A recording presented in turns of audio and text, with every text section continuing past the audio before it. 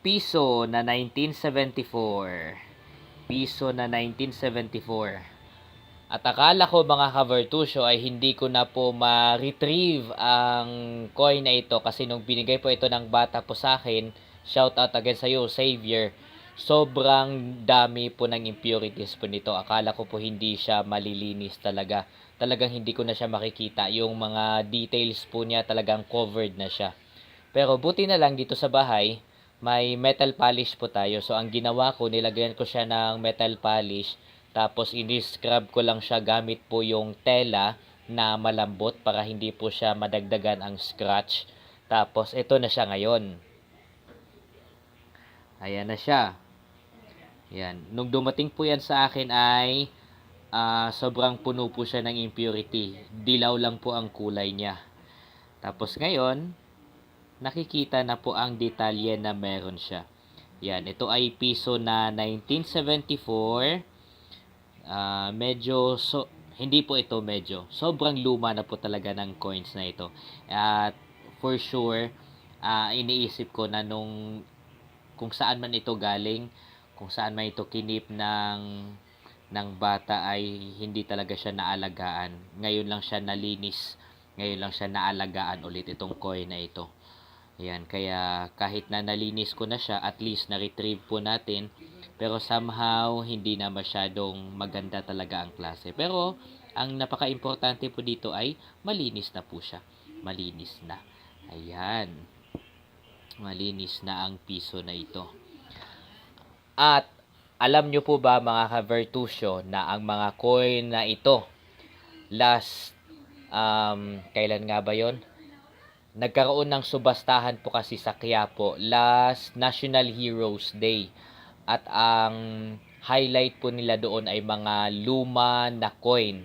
At kasama po itong 1972 na meron ako na in-upload ko din sa inyo last time.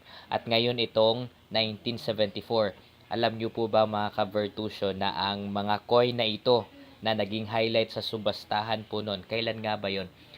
Nung Lunes, that was August 28.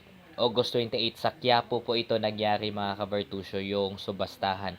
Alam nyo po ba na ang mga coin na ito ay milyones na po ngayon? Milyones na ang halaga sa subastahan or ang value nito sa market. May mga nagsasabi po na mura lang daw or mababa lang daw ang bentahan po nito. Huwag po kayong maniniwala doon kasi ang mga coin na ito ay very rare to find na. Ibig sabihin, sobrang mahal na po nito ngayon. Itong 1974, tapos itong in-upload ko nga po last time, ito naman ay 1972. Mas nalinis ko pa itong 1972. Nung ginawan ko po kasi ito ng content, ay hindi ko pa nalinis yan. Ngayon nalinis ko na ito ng metal polish. Kaya maayos na po sila tignan. Yan, kung nakikita nyo po, kumikinang na siya ulit. Lalo na itong 1972, kumikinang na yan ulit. Ang mga presyo po nito sa subastahan mga ka-Vertusio, uulitin ko, ito ay milyones na po ang halaga. At kahit tingnan nyo pa sa mga videos ng KMJS, meron po doon na nabenta nila sa subastahan. 1971 po yata yun. Ibang coin naman po yun na milyones ang halaga. Ito rin naman, 1974 at 1972, halos same lang din yun sa ano na yun, sa tawag nito, sa series na yun na hinahanap po nila. Ang mahal po ng bentahan po nito sa subastahan. Kaya kung meron man sa inyong may hawak po nito, kasi may mga nagtatanong po sa akin kung bumibili ba ako. Ang sagot ko po doon, hindi pa po namin kaya. Hindi pa po namin kaya kasi ayaw ko po na bibilhin po siya ng sobrang baba lang po sa inyo na ang yung totoong presyo po nito ay mataas po sa subastahan. Kaya ayaw ko po na bilhin ko po siya ng na para ko kayong niloloko. Kaya ang sagot ko po doon, kung meron man kayo mga coins na ganito, ang sagot ko po ay hindi pa po namin kaya sa grupo. Wala pa po kaming milyones. Wala pa kaming milyones at hindi pa po namin kayang bumili ng isang coin na ganito, na milyones ang halaga. Hindi pa po kaya. Kaya Ang best po na gagawin po kung meron man kayong ganito, tulad sa binigay ni Xavier po sa akin, ang una po ninyong gawin ay linisin nyo muna. Lilinisin nyo muna katulad ng ginawa ko. Kasi kapag marami po siyang impurities, nagdilaw po siya at maraming mga gasgas, even kalawang, bababa po ang presyo po niya. Bababa ang presyo. Kaya kailangan linisin talaga katulad ng ginagawa ko. And I wore gloves.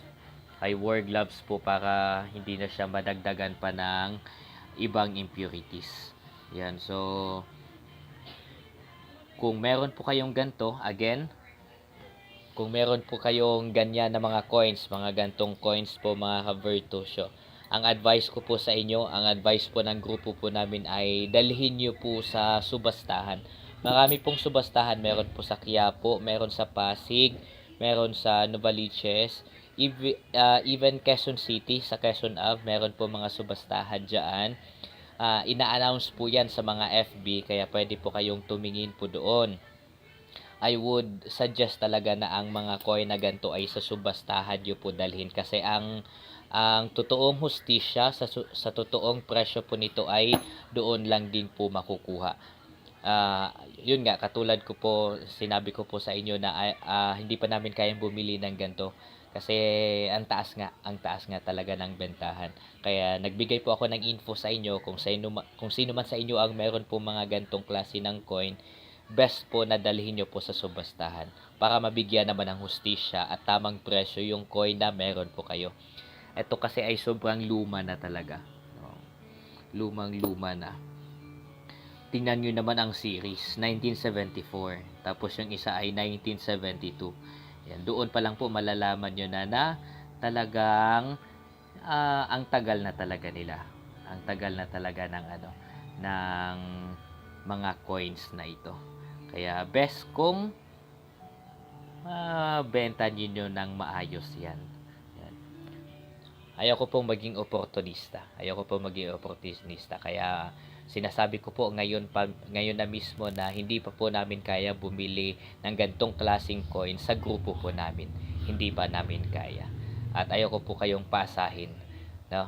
And ito nga po ay very fortunate na nagkaroon ako ng gantong coin. Ito po ay bigay ng isang estudyante ko na gustong manatiling anonymous, si Xavier. Yan. At hindi ko po ito ibebenta kasi wala pa po akong ganito. Yan. Sponsored po itong mga coin na ito. Ginawan ko po ng content at i-shoutout ko lang daw yung may-ari.